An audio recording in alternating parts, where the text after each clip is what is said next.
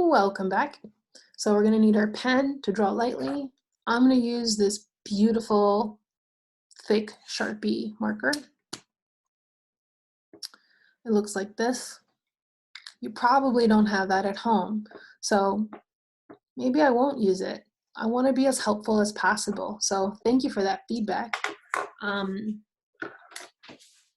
me find another marker around the house. All right, my friends. So I found this marker. I don't know if you can read it.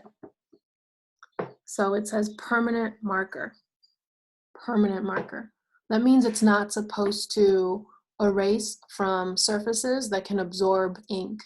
So maybe that'll work. And then I have this, which is just like a marker, and it's water-based, which means that when you apply water to it, it's going to run, or in fabric terms, it's going to bleed.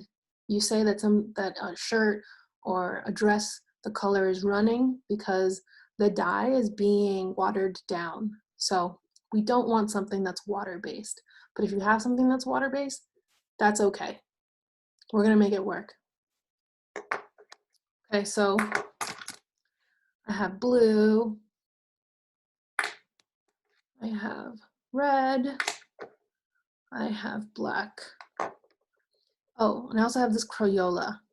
This won't work, but if this is what you have, you're gonna use it. But I'm gonna show you the best option for this is the thickest marker you have.